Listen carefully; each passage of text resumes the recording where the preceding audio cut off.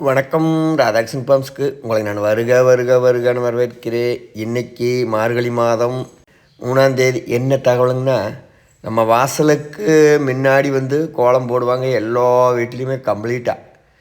அது கண்டிப்பாக அது கோலப்பொடியாக இருக்கக்கூடாது. நம்ம இதில் பார்த்திங்கன்னா பச்சரிசி மாவுக்கு ஒரு முதலிடம், அது ஒரு பரிகாரமாகவே இருக்குது. எல்லா கோயில்களில் எல்லாம் நிறைய இருக்குதுங்க. அதனால் வீட்டுக்கு முன்னாடி இப்படி பச்சரிசி மாவில் நம்ம கோலம் ரெகுலராகவே போட்டோம்னா, இப்படி 2 குருவி 2 எறும்பு இதுகெல்லாம் சாப்பிடையில பார்த்திங்கன்னா நம்மளுக்கு அது ஒரு புண்ணியமாக கருதப்படுகிறது. நீங்கள் யாராச்சும் தெரிஞ்சவங்கள கேட்டு பாருங்கள். எப்பவுமே மார்கழி மாதமோ இல்லை எப்பவுமே தொடர்ந்து காலையில் எழுந்திரிச்சு வீட்டில் இருக்கிற பெண்கள் காசு தொளிச்சு கோலம் போடுவாங்க. அந்த கோலத்தில் எப்பவுமே பச்சரிசி மாவை யூஸ் பண்ணிக்கங்க. இது நிறையா பேர்த்துக்கு தெரியாத கருத்து இல்லைங்க.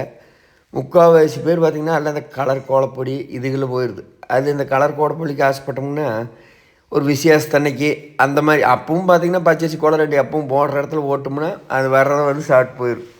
பாக்கி இந்த விசேஷ நாளுகளில் அந்த மாதிரி இருக்கிற இடத்துல அப்போ வேணால் பார்த்திங்கன்னா நம்ம கலர் பொடியை எங்கிட்டாலும் ஒரு கோட்டில் ஒரு அலங்காரத்துக்காக போட்டுக்கலாமே தவிர, நம்மளுக்கு நல்லதுன்னு எடுத்துட்டோம்னா அது எல்லாத்துக்குமே இப்போ உங்களுக்கு மனசுக்கே சொல்ல தெரியும்.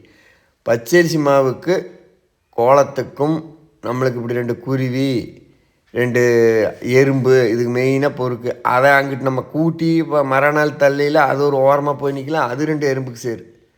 அதனால் முடிஞ்ச அளவுக்கு என்னோடய கருத்து, ராதாகிருஷ்ணன் பாம் சார்பாக தெரிவிக்கிற கருத்து என்னங்கன்னா, முடிஞ்ச அளவுக்கு எப்பவுமே கோலப்பொடிகளை விட பச்சரிசி மாவில் கோலம்